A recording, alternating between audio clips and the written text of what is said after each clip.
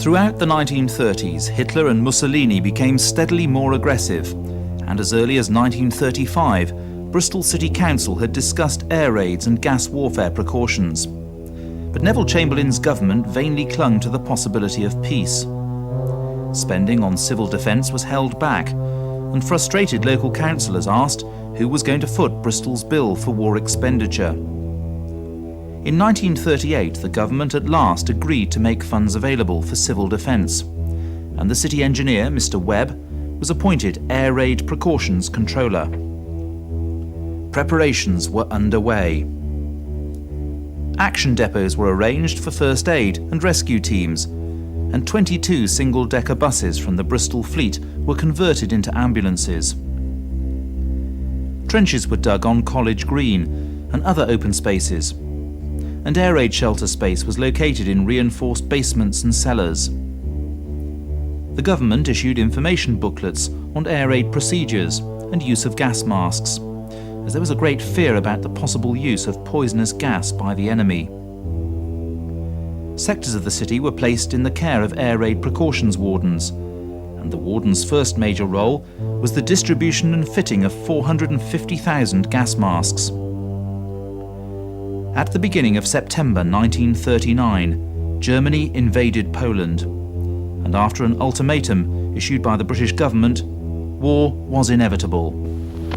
This morning, the British ambassador in Berlin handed the German government a final note stating that unless we heard from them by 11 o'clock, that they were prepared at once to withdraw their troops from Poland, a state of war would exist between us.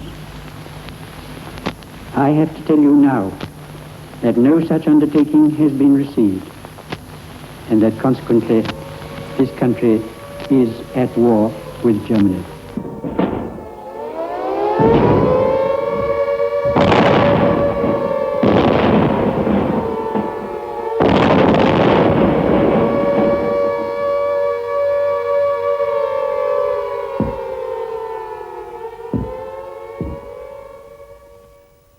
And there was quite a dramatic change from peacetime to war, when in a very short time the sky was dotted with balloon barrages. People put on uniform. Schools and places of entertainment were closed, and the council's emergency committee was set in motion. Anderson shelters were issued in the suburbs at a cost of £7 each, or free to households on lower incomes. You had to construct it yourself. You could put it wherever you wanted to put it. They give you all the corrugated iron things, the nuts and bolts, and you had to assemble it and bury it as much as you could in the ground, and then cover over as much earth as you could. Yeah, your own shelter. The Anderson shelter that they put in at the bottom of the garden, and my dad made 4 bunk beds and put in there. We used to keep blankets and pillows down there, and on an evening, like when the sirens used to go and that, we used to all go down there, and my aunt and uncle and the dog next door used to come in as well, so you could tell it was quite crowded. And we also used to do a flask of tea up and sandwiches, because we thought it was like a picnic. By Christmas 1939, many people still were without shelters, although in some cases this was by choice. When war broke out, my dad said the war would be over within a week, and we didn't need a shelter. That's why we never had one. However, by the end of the war, over 40,000 had been installed. Communal shelters were situated in central areas. Spirits were often high, and the shelter marshals had to ensure that any entertainment ended by 9 o'clock. A disused railway tunnel on the Portway was a uniquely popular shelter. Located at the bottom of the Avon Gorge, underneath the suspension bridge, it was a magnet for hundreds of Bristol citizens each evening during the Blitz.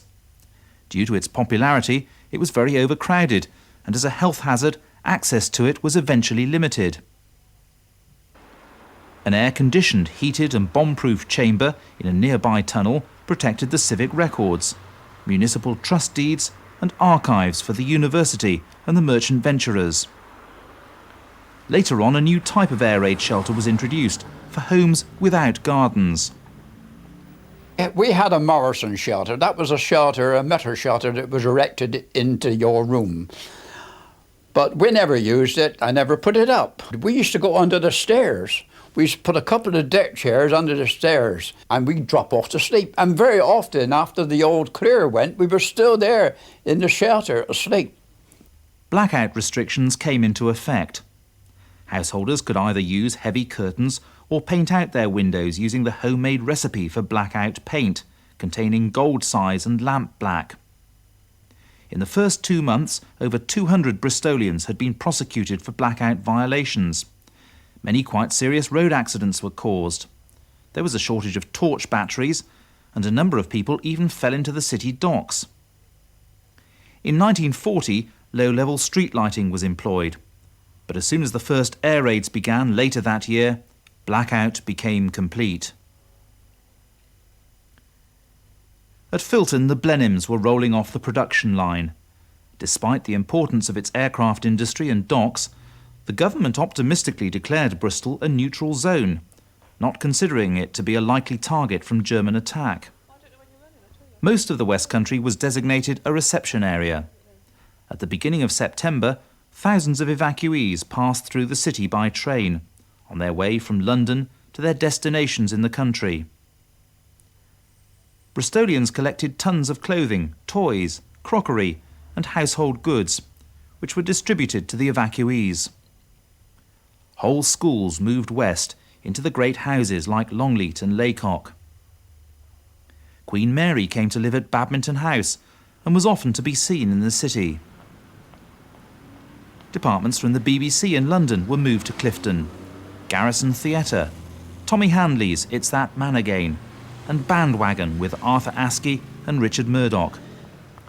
These enormously popular programmes were all transmitted from Bristol. A temporary studio was prepared in the disused Clifton Rocks railway tunnel.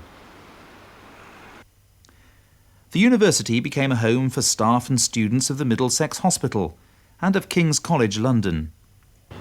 Houses in Woodland Road were taken over by civil servants, who turned these well-to-do domestic houses into offices. Other Clifton houses became billets for newly resident professionals at the princely rate of £1 per week. The vibrant mix of entertainers, civil servants and university dons made the pubs and clubs of Clifton a hotbed of social life. But the false sense of security of the phony war was soon to end. In the spring of 1940, a massive German offensive threw the Allied armies in France back onto the beaches at Dunkirk. Bristol craft joined the flotilla of small boats which relieved Dunkirk. 4 well-known pleasure steamers, the Brighton Queen, the Brighton Belle, the Devonia and the Glengower, all helped in the rescue. Only the Glengower returned, with a gaping hole in her bow. It was pure bedlam.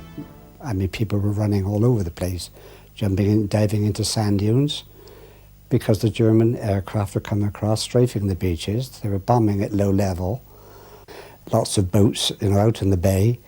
There was a French cruiser that went down with a direct hit down its funnel. That didn't cheer us up very much anyway. And things were a little hazy around about that time. But I remember being taken off in a small boat onto a Southern Railway boat, and with lots of others, and we had a certain amount of French money with us, French francs, and we thought that it was all over as far as that was concerned, so we were playing card games, pontoon, and betting any sorts of money because we had no idea of its value when we got back to England. We arrived at Southampton, and I have vivid memories of stevedores and naval people just off the port, climbing up riggings and cheering and waving. Anyone would think we had just come back from a major victory. Winston Churchill became the new Prime Minister with a coalition government. Back in Bristol, hospitals were cleared in readiness for the casualties, and thousands of soldiers poured into the city. There were crowds of soldiers in Old Market, foreign soldiers, Polish soldiers, French soldiers, soldiers that escaped from Dunkirk. And they were in tatters and people from all quarters were giving clothes to these people. It was a terrible sight. They had lost their units, they were homeless, and they were in a strange country, and people were putting them up in their homes. An emergency camp was set up in Eastville Park. The citizens of Bristol showed these men tremendous hospitality, offering them meals and baths. On the 18th of June 1940, the French surrendered, and the first bomb fell on London that evening. 2 days later, 10 bombs fell on Portishead. And on the 25th of June, in the first raid on the city itself, about 50 bombs dropped, mainly hitting residential areas. 5 people were killed and 33 injured. Bristol suffered the first fatalities of the Blitz. German planes could now operate from the west coast of occupied France, blockading the docks of southern England. So the more distant port of Avonmouth grew in strategic importance to Allied shipping.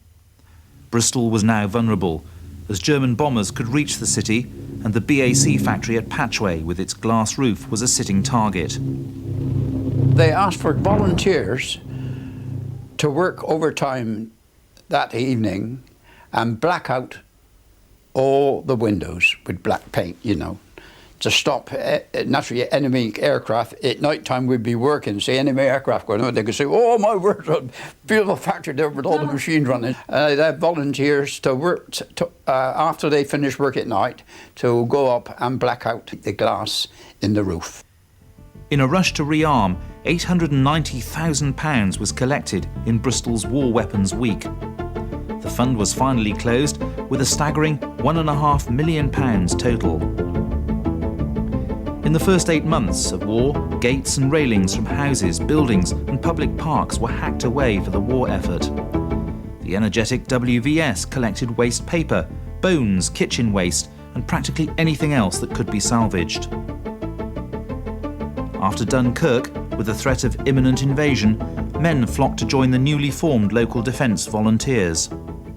At 16, I joined the LDV, which was a local defence volunteers, and that was a unit formed by the company. The managing director became the unit commander. All people underneath were allocated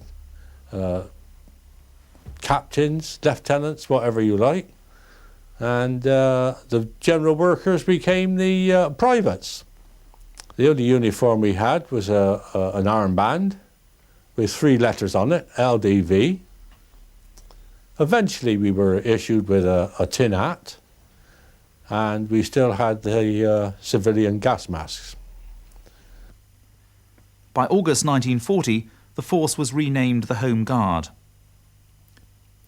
After Dunkirk, the regular army had lost large quantities of equipment, and so weapons for Dad's army were in very short supply.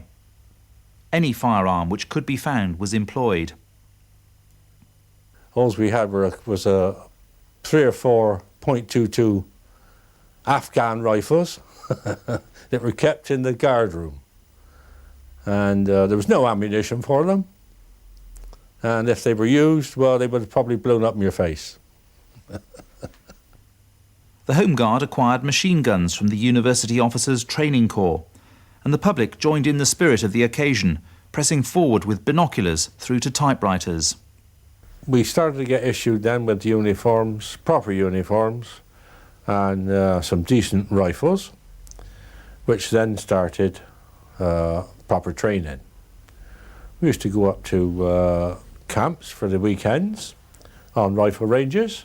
We did a bit of square bashing when we got some rifles, and those that didn't have rifles used broomsticks, and we became quite proficient eventually.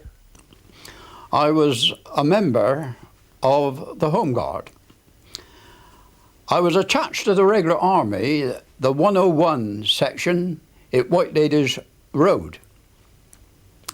And we used to go down to Easton in Gordano and fire the rockets. There were a rocket section there, and 40 rockets could be fired at one go.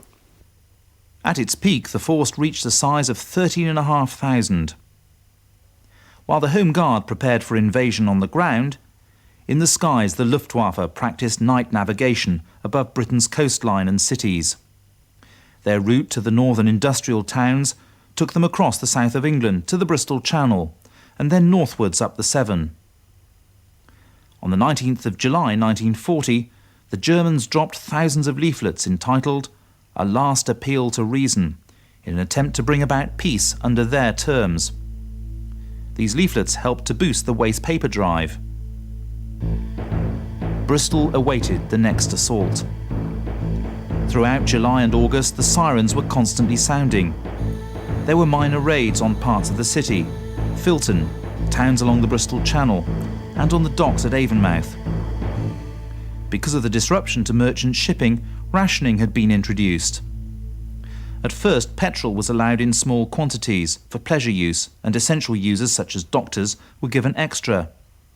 Sugar, butter and meat were among the first items of food to be rationed. Everyone was encouraged to grow as much foodstuff in their gardens as possible. Land was dug up in open spaces and parks. Allotment holders soon made a significant contribution to Bristol's food supplies. Warnings were issued not to panic buy. This was the beginning of austerity. As more men went to war, the Women's Voluntary Service trained women for war work. More women were recruited to take over the jobs that the men had left behind. In that period, there was no women employed in the engine division at Patchway. They had them at Filton, but not at Patchway. And even the typists were men. But it wasn't very long afterwards when they started to employ women on machines and various jobs in the industry. I was working at Wills. When I first started there, I was in the stemming department. Just after when the war broke out, I was sent over to number 4 factory and learnt how to run a machine, because the men, that was the men's job, had gone off, and so we had to take over. The phony war had ended, and September saw the Blitz on London, which lasted for 57 consecutive days. In the ensuing Battle of Britain, the RAF inflicted heavy losses on the Luftwaffe. Daylight bombing gave way to night bombing, and in a change of tactics, the Germans started to operate against Britain's major provincial cities. Many alerts sounded in Bristol as German planes passed over on their way to northerly targets. Air raid warnings lasted so long that roof spotters kept watch and ensured that an attack was actually imminent before raising the alarm for the workers to go to the shelters. On the 25th of September, the attack came suddenly, as enemy bombers flew in perfect formation with the aeroplane works as their target. I went to Filton Avenue School, and the shelters was underground in the fields there. And one day, I remember we were waiting to go, and the siren had gone. We looked up and saw the planes. Oh, there were loads of them coming over. And then we all went down in underneath and sat down. And it was really frightening. I shall never forget the day the Germans bombed Patchway. It was a beautiful day. There wasn't a cloud in the sky. It was about 11:45 in the morning. The sirens went. As we went to our shelters, about 5 minutes afterwards, the German bombers came. 80 of them, 80 planes, and practically every building at Patchway factory was hit. Also at the Rodney Works. I was an air raid shelter warden in control of this particular shelter I was in at Patchway. And it was my duty to see that everybody was down in the shelter. But there was one person I missed, and that was the shop boy. And he came running down the steps saying, There's thousands of them. And I grabbed him and pulled him down into the shelter. And at that very second, the bombs started to drop, getting nearer and nearer. We all threw ourselves face down on the floor. People were on top of each other in the shelter. The shelter held about 30 people. And you could smell the cordite, and the blast came through the shelters and practically lifted us from the floor. I thought we were all going to die that day. Within 45 seconds, incendiaries and high explosive bombs rained down on the factories and surrounding houses. We went up the steps of the shelter into the open. We could see little dots running around the shelters. It filled them. And suddenly there was an explosion. It must have been a delayed action bomb. And I actually saw people thrown into the air. Many of the shelters had direct hits. 100 people died in this raid, and many others were injured. Bristolians, many of whom had witnessed the unopposed attack, were outraged over the city's poor defences. The next day, 504 Fighter Squadron flew in from Hendon to defend the factory, and Filton was prepared for the second raid the following day. I looked up and I heard a tremendous roar, and I could see in the distance, like it appeared to be a swarm of locusts. I got into home and I said, have you seen what's taking place outside? And she said, no. I said, well, there's a dogfight taking place outside, right overhead. The RAF Hurricanes of 504 Squadron scrambled to the defence of the city, successfully dispersing the enemy, bringing down German planes in and around Bristol. In the city, the swift pace of life continued. I had completed a training as a children's nanny in Exeter, and then decided to come to the city of Bristol to commence children's nursing, and found I couldn't afford to shop in the large shops such as Taylor's and Bakers and College Green, and was advised to take myself to Castle Street. And that was very bewildering indeed, because it was so busy. The hustle and bustle of the place struck me as so totally different from anything I'd been used to. I had been in Bristol on short leave and was proceeding back to Temperley Station, training to Oxford on Sunday, the 24th of November 1940, in the company of Beryl. She was my fiancée then. And we stopped off at my grandmother's just to see her. And this meant that we were at 28 Good Hine Street when the siren went. And after a short while, we could see it was not just a nuisance warning, it was something major. So we proceeded to the cellar. On Sunday, the 24th of November, the first big raid took place, starting about 6 p.m. I could see the full view of the bridge because it virtually overlooked the front of our house.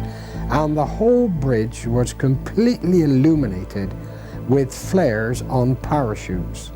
Now apparently what had happened, the Germans had sent in their Pathfinder group to illuminate the River Avon, and either side of most rivers are docks and sidings and warehouses, and they just bombed either side of the River Avon, doing a tremendous amount of damage. German planes were machine gunning the balloon barrages. And you could see the tracer bullets leaving the planes and setting the balloon barrages on fire. As I looked towards the centre of the city was a blaze of red in the sky. And bombs were dropping, and the sky was littered with pieces of paper, burnt paper. It was blowing in the wind and fluttering down like snowflakes in the streets. The Luftwaffe inflicted their heaviest raid so far. Within the first hour of that attack, 70 major fires were reported. Bristol was on fire. The Dutch House, one of Bristol's most beautiful landmarks, had stood on the corner of High Street and Wine Street for nearly 250 years. A few days after the raid, the sad remains were torn down by a squad of soldiers. St. Peter's Hospital, one of the finest Tudor mansions in the country, disappeared overnight. Most of the shops in the centre were destroyed. There was a cinema called the Regent, but on that particular period, that time, no Sunday cinemas were allowed in Bristol. But all the cinemas that week had been given notice to open their cinemas on Sundays to help the morale of the people. If the Germans had waited one more week, that cinema, the Regent in Castle Street, would have been filled with over 2,000 people. And Castle Street itself would have been crowded with people. What a terrible tragedy if the Germans had waited one more week.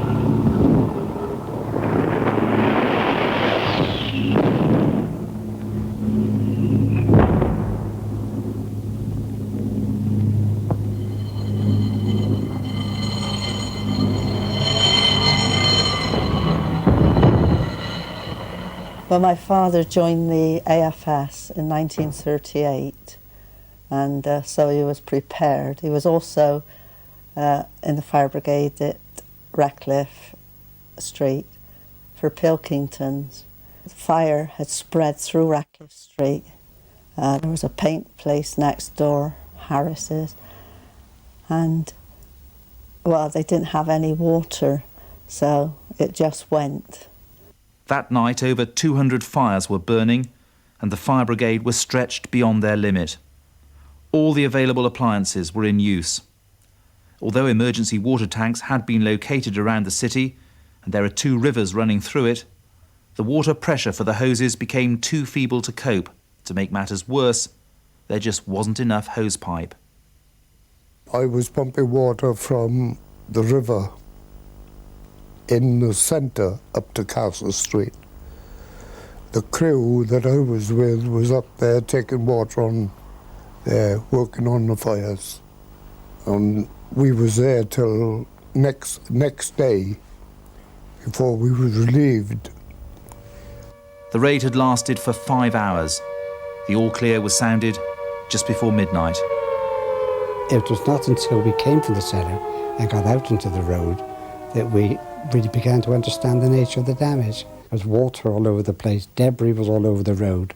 There were at least 3 or 4 gas mains that had been, or gas pipes that had been fractured, and flames were shooting up.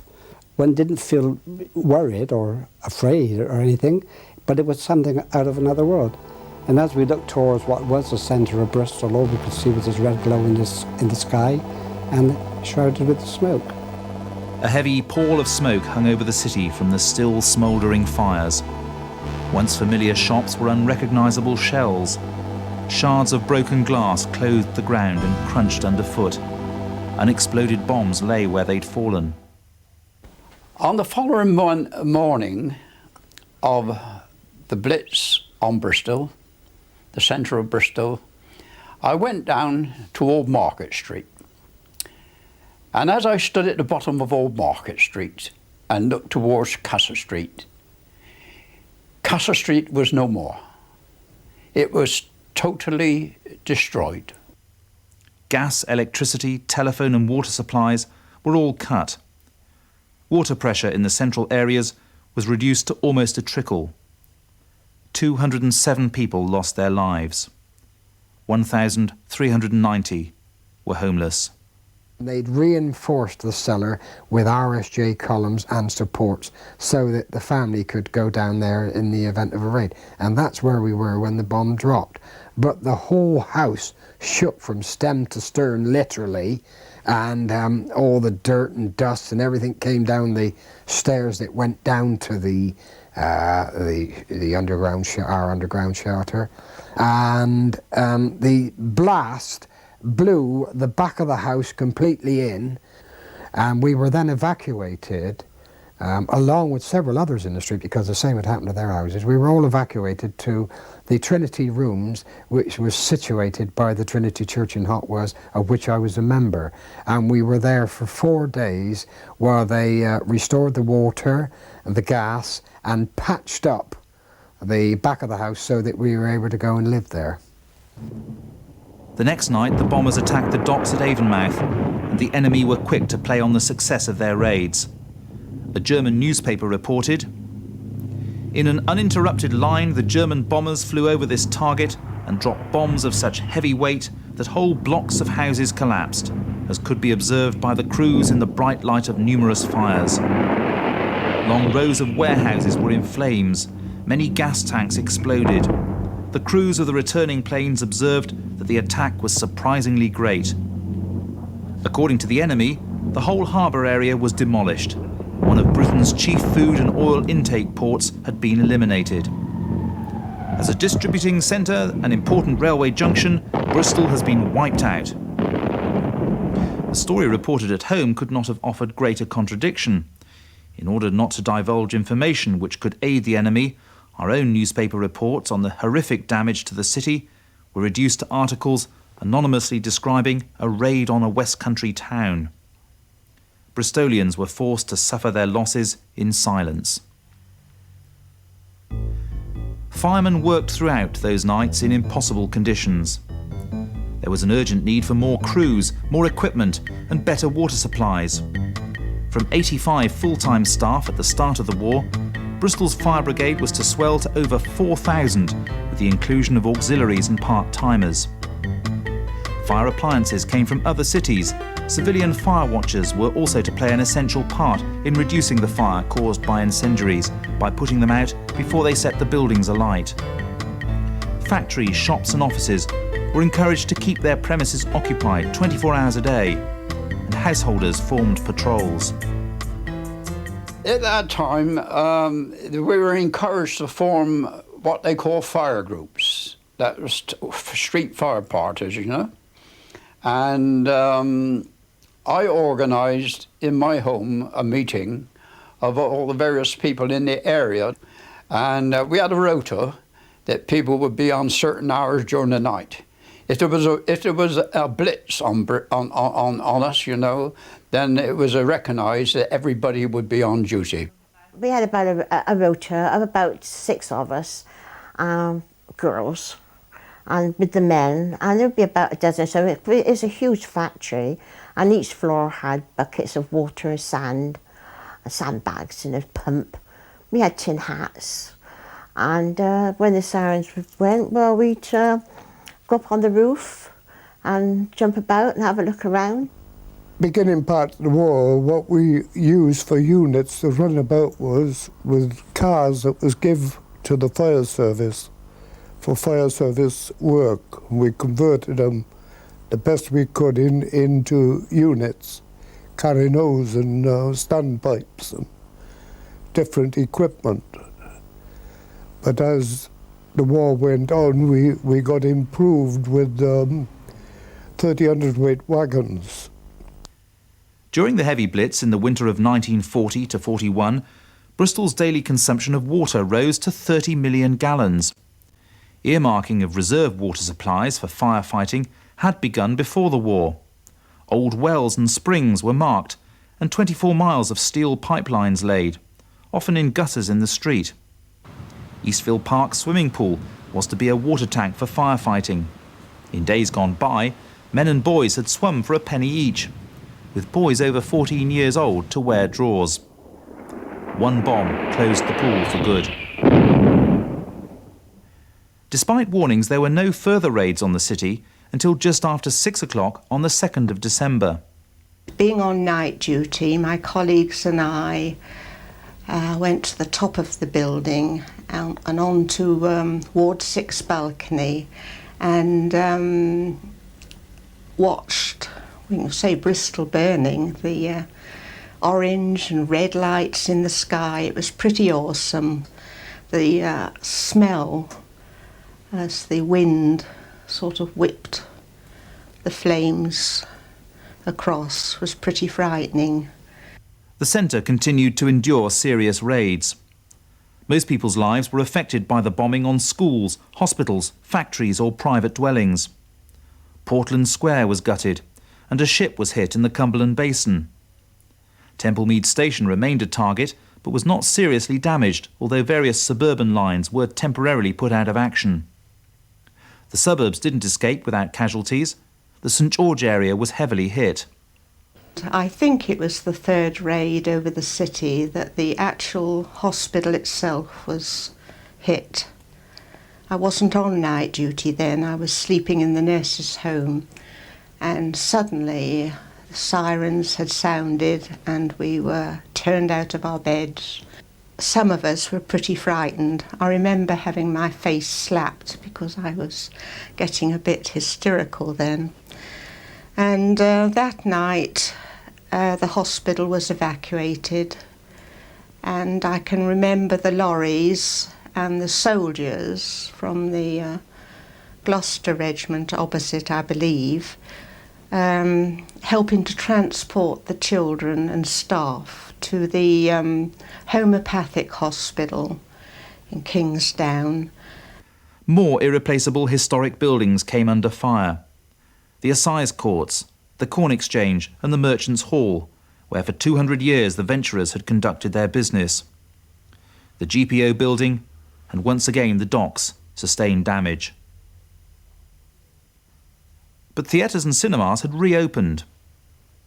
Very early in the war, I was a projectionist and I worked at the White Ladies Cinema on White Ladies Road, and the patrons were given an option. If ever we had a raid, once the air raid warning went, we used to put a slide on the screen. We made the slide ourselves and we used to put it on the screen. An air raid warning has been sounded. Patrons wishing to leave the hall, would they please do so in an orderly manner? On duty day and night, special parties stood by to rescue trapped victims, and a messenger service organised by the Boy Scouts Association for the ARP maintained contact between the control centres when communications were down. 700 cyclists and motorcyclists ran these errands during the war. They had posts all over Bristol, and our job was to see if the communications was damaged by the bombs. We were taking the messages from one post to another in emergencies. But my main job was being used running errands half the time. I was so young, and I can remember fetching milk. They phoned round for milk and making tea, and found open milk, and they phoned another ARP post up who had spare milk, and they said, yeah, we got milk. And they, okay, Len, on your bike, go and get some milk. And I got the milk, and on the way back, the raid was on, and it frightened me to death. All the guns opened up. I mean, these huge guns all up through Bemberster Down in Big Berthel, and bottle of milk went off the handlebars, bang. And I pedaled back as fast as I could, and no tea that night. Following a raid, loudspeaker vans circulated the bombed areas to announce where the homeless could get meals, temporary shelter, household necessities and building materials. The WVS distributed menus giving advice on how best to use available food, and posters warned about hygiene and how to treat drinking water. Early in December, Queen Mary and the Duke of Beaufort came to see the damage, and on the 16th the King himself visited Bristol. He was given a warm welcome. The Prime Minister sent a message. My thoughts have been much with the inhabitants of Bristol in the ordeal of these last few weeks. As the Chancellor of the University, I feel myself united to them by a special bond of sympathy. And I've heard of the pride and courage, resolution and patience with which they've answered these detestable attacks on their families and homes. It is the spirit such as theirs which makes certain the victory of our cause. Yeah, well, of course, in those days, attitudes were much different. You didn't lock your houses. Well, saying that, you weren't allowed to lock your house. The fire watchers wouldn't allow that, because if a fire started in the house, they wanted to be able to get in and get at it. So, in any case, there was no fear of any break-in or anything like that.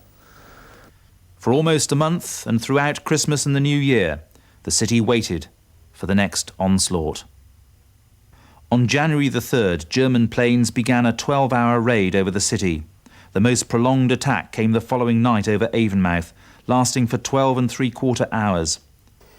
Well, we were setting off to go into Bristol, as was the custom then, to have a few beers, and we got as far as the top end of Charhampton overlooking Sea Mills, when the first flare descended over the city.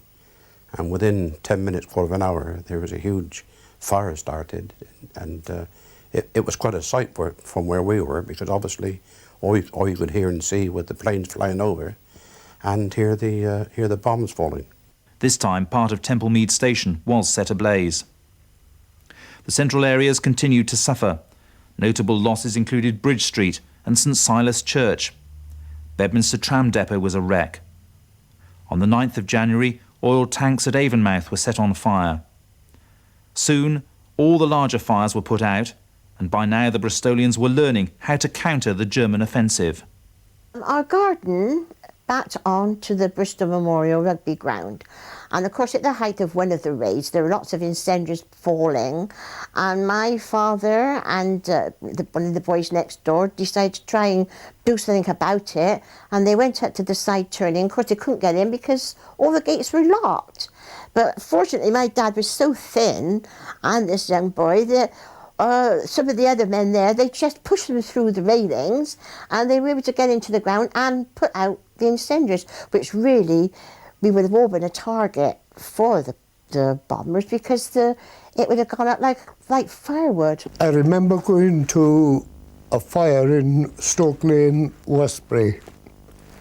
A sentry bomb had come down through the roof and into a wardrobe, and the clothes was afire and the sentry bomb still burning. And I said to my mate, "Get the stirrup pump." I couldn't get the water out quick enough, so I tried to beat the flames out on the whistle with my helmet. And I finished up, I get more trouble over damaging the helmet than I did putting the fire out. Extinguishing the incendiaries had the important result of thwarting bomber crews by masking their target. However, the firefighters now faced a new problem. In the early part of January 1941, the weather was cruelly cold. Water even froze in the firemen's hoses. The roads became sheets of ice, and icicles hung from wherever water dripped. The spray off the hoses was pitching on the Macs, and the icicles was hanging down off the tin hats, and all the front of the Macs was covered in a thin layer of ice. As the weather warmed later in January and February, fog and a blanket of low cloud prevented the Luftwaffe from making raids. Following my discharge from the army, I went back to George Parnell and Son, who were shop fitters in Lodge Causeway fish ponds, and as a result of the war, they had been taken over by the Ministry of Aircraft Production on a subcontract basis, manufacturing component parts for various aircraft for the RAF. We were engaged in the tailplane for the Bristol Beaufighter, the fin-end rudder for the Short Stirling, the S-29. We were also engaged in the manufacture of the tailplane for the DH-98A Mosquito, which was of wooden construction, with the exception of the tailplane, which was metal, and, would you believe, was given to a woodworking firm to produce. Due to heavy raiding, Bristol's days as a refuge were over. We were at the Avmo Cinema, nicknamed the Bug House, one evening when the sirens went and the proprietor closed the cinema down. And I can recall walking up the road, and what struck me at the time was the noise. And it was quite uncomfortable walking along because of the shrapnel falling from the anti-aircraft guns, and of course the bombs that seemed to be all around us. An unofficial exodus seeking safety in the countryside became a nightly experience. The Education Committee urged evacuation from badly bombed areas. More than 20,000 children, some with their mothers, left the city over the next year. We first heard about evacuation when we were at school. Got very excited on the way home and asked Mum if it was possible for us to go, which she seemed not to mind. I don't know whether it was because of the excitement that we were feeling. I next recall sitting on the table and her packing our things for us to go. And then there was about a charabanc full, I believe it was full, of us going down to Temple Meads, getting the train. We were told we were going to Glastonbury. The next thing I recall was when we were in front of the town hall there. Lots of people coming in front of us. They were on the edge of the pavement. We were against the wall of the town hall. I was picked with my eldest sister, which was rather nice. I didn't feel quite so alone. My youngest sister came at a later date to stay with us. And I can remember sitting on our mum's lap and saying, "Mum, can I go on holiday with Sis and Marg?" And she said, "Do you want to?" And I said, "Yeah." She said, she thought about it and said, "Oh, okay then." And the next thing I can remember going to Temple Meads with my gas mask and my badge. Can you remember the badges used to go on the side? I didn't realise that I was being evacuated. I thought I was going on holiday for a couple of weeks. Parents were granted reductions in fares for occasional visits. But over the next year, more than half the evacuees drifted back to the city, despite the potential dangers. At the end of March, 700 bombs were dropped alongside the railway lines running out of Temple Meads. Eastern Road Depot was also a sad sight the following day.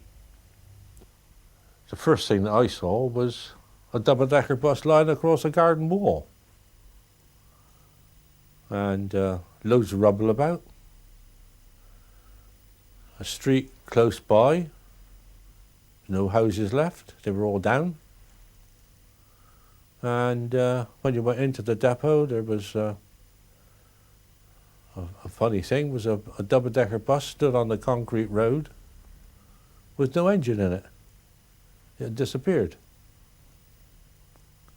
The coach shed, all the coaches burnt out, and even the metal melted where the heat was so intense. The damage caused was limited by the fiercest anti-aircraft barrage so far. Anti-aircraft defences were also improved, and Bristolians were quick to recognise the rumblings of the local guns, like those on Purdown. Bristolians collected for the Lord Mayor's Fund, which helped bombed-out families. It set up the Citizens Advice Bureau, financed Christmas parties, and also contributed to rest homes for children temporarily evacuated from the city.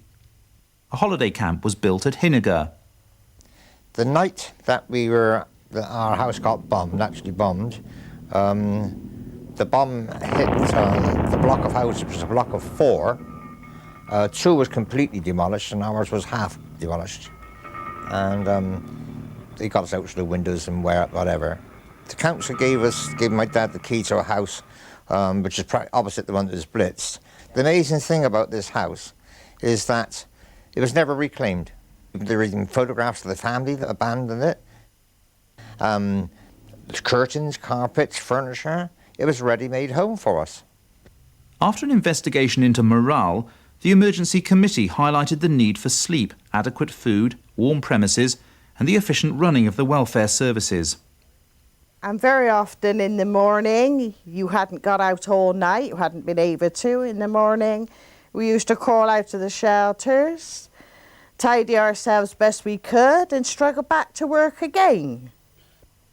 I, with others, used to relieve the regular army one night a week. So besides working at the BAC on aircraft work, I also was helping the regular army on the reference section one night a week. After we had finished, we had to go straight back to work. A Sleep More campaign was launched, and the establishment of British restaurants in Bristol was supported. The first to be opened in Bristol was in the unfinished council house on College Green. These establishments, like the school canteens, offered a welcome addition to the rations. And there was always a thick pea soup, and it was lovely, or potato soup, one of it, and it was lovely, and that always sticks out in my mind because I enjoyed that. But at home, like after, you know, in the holiday times, weekends and that, it was bread dripping and a bit of salt and pepper on. And then on the weekends, it was marge on the Saturday and butter if we was lucky on the Sunday, and a bit of jam. On Good Friday, the 11th of April, 100 German bombers made the last major raid, causing damage to Cheltenham Road Library and Colston Girls' School. The old Coliseum Cinema Hall in Park Row was burned down, and Taylor's on the Green suffered damage. The 12th of April 1941 saw the last Central City raid, and the following day Winston Churchill toured the city and grimly inspected the latest havoc.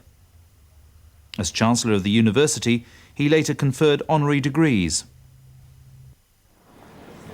On Easter Sunday, crowds gathered to see if the rescuers could save those who were still buried under the rubble. Then we're screaming from the peat house next door, and Dad pulled the earth away and found the hair of the lady that lived next door, and she said, I got a baby, one of my kids is alongside of me, and he shifted the earth on bits around, and he got them out. And eventually other people rushed in to help as well, but by that time he had got them out of the rubble, yeah, and saved their lives. They came back afterwards and thanked him for it.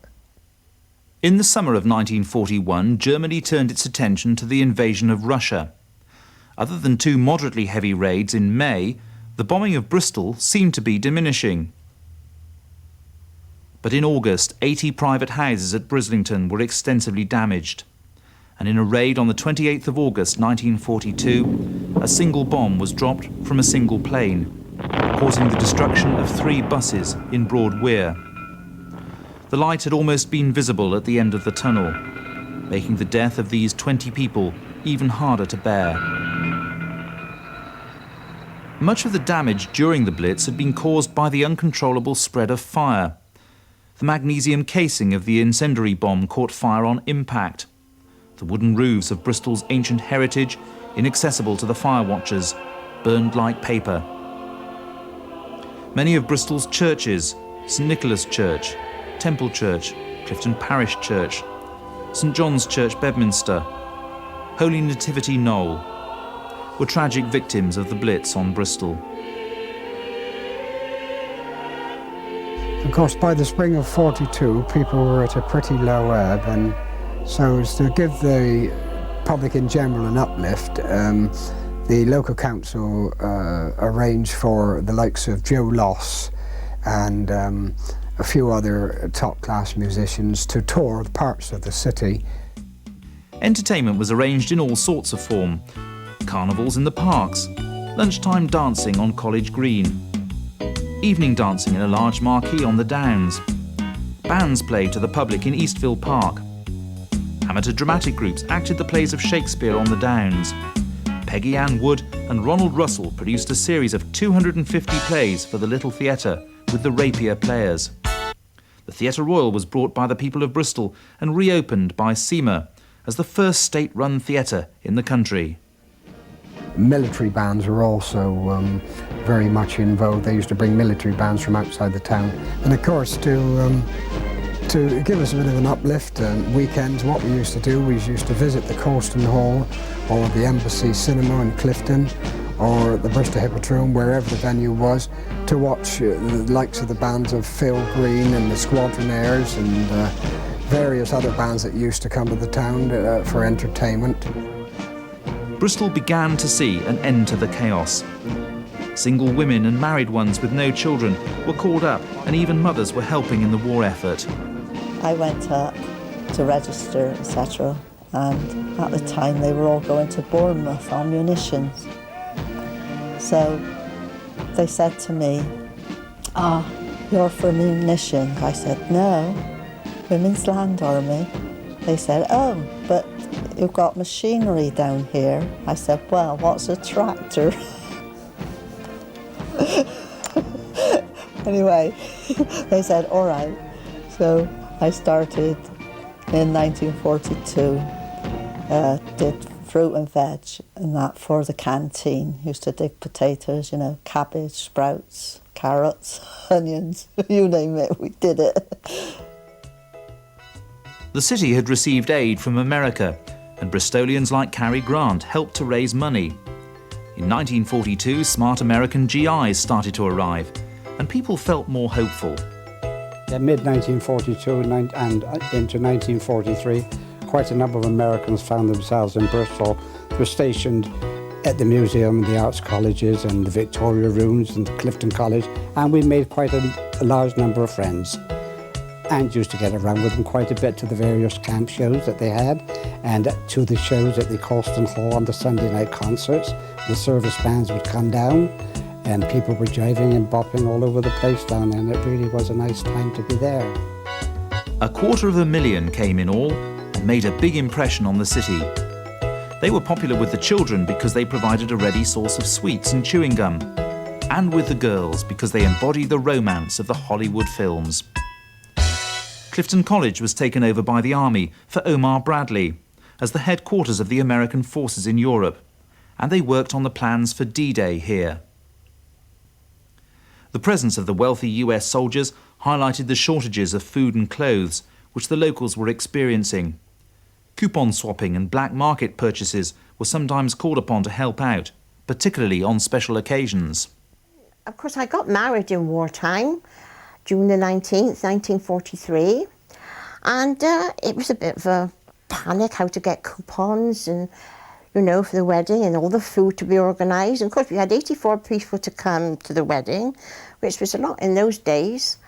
And we managed to scrounge coupons from various people, and they were very cooperative by giving me their bits of coupons I had left over. And fortunately, I had an uncle that was a butcher, and he supplied us with a ham and an ox tongue. And my mother made a cake. And we had a very good wedding breakfast. Of course, I had 3 bridesmaids and myself. And of course, we had to have coupons for all the material for that. And, well, we scrounged them. And I must admit, we got some on the black market as well. Enough to make dresses. And for myself, because you couldn't get ready-made dresses then anyway. Because most of the shops had been bombed. So you just got them where you could. And we were fortunate enough to get enough coupons to get the materials to make the dresses. And I was able to get a suit to go away, also from very good friends from the black market, which I expect thousands of other people did as well. Ron and I were lucky to get anything to eat because people never see so much food for ages, and it just disappeared. Well, we never went without it Christmas because Mum worked for a solicitor, and so Christmas time they saw us all right with Christmas things and that. And of course, people then that had money, they used to be able to get stuff like what you called on the black market then, and they never went without. But they were good to us because they never saw us without either. There was eggs, chicken, and all the Christmas things, you know, that we wouldn't have had if Mum hadn't have been working for them. If we had any coupons over, we used to swap with someone else if they had something that we needed. We used to swap over, give them the coupons, and they used to give us perhaps maybe sugar or eggs or something like that in exchange, like, you know. I remember the dried egg. Mum used to make lovely scrambled egg with it and omelettes. But how she done scrambled egg, I don't know, but it used to be really nice. The final all-clear siren was heard in Bristol on May the 16th, 1944. And just weeks later, on the 6th of June 1944, Allied troops landed in Normandy and in a huge offensive marched on Berlin. the US Army had built hospitals in the Bristol area for housing the wounded after the invasion of France. One day, while out cycling with my wife in the afternoon, I got as far as Frenchy Hospital and heard the sound of music. Entering the grounds with our cycles, who should be on the stage in the grounds of the hospital was Bob Hope, entertaining the American wounded soldiers. After the war, Frenchy was handed to the city and became an NHS hospital. The Doodlebug became the new threat, the evil bomber with no driver. But Bristol, being beyond their range, escaped untouched. On October the 26th, 1944, the majority of Bristol's evacuees officially returned home. Can you remember then when we came home and the other children used to make fun of us because of the way we spoke? We used to sit on the curb there and they would stand in front of us listening and laughing at the way we spoke. Yeah, because we spoke posh, didn't we? We felt different than everybody else. Bristol saw the end to war in Europe. On the 8th of May 1945, VE Day saw numerous celebrations in the form of street parties. With the end to blackout restrictions, bonfires were lit and the dismal blackout materials burnt. Lights were switched on and church bells rang. We had all the kitchen tables out all along the middle of the road, and the pianos came out. And about every 10 houses there was all the pianos. And the chairs came out, and whatever you could find on them, Mum's found in the cupboard, that's what we had. And then in the evening they had all the, cleared the tables and everything they would put back. And then we had all the fires out in the middle of the road. Everybody collected all the old wood or whatever they could find. And but the chairs, remember all the chairs going along these long tables, and they were all different shapes and sizes. Right. Yeah. That was funny.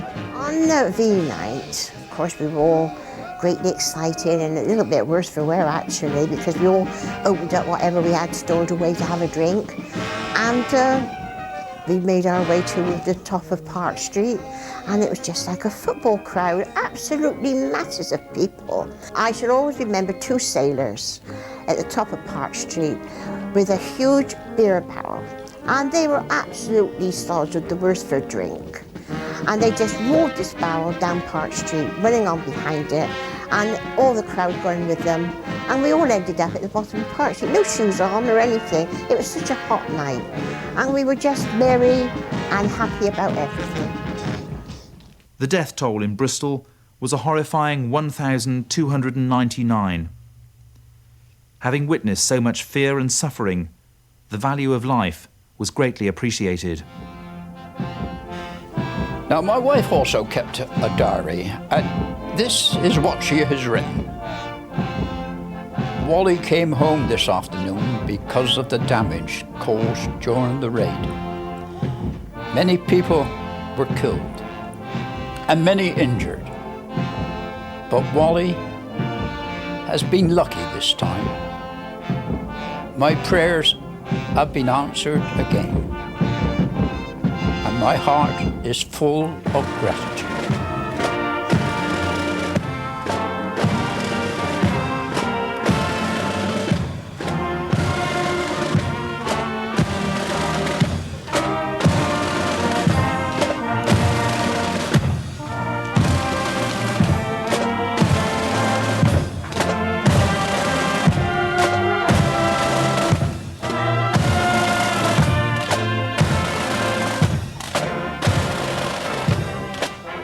The fabric of the city was to take many years to recover from the physical scars of war, while the Bristolians' memories of their wartime experiences would stay with them forever.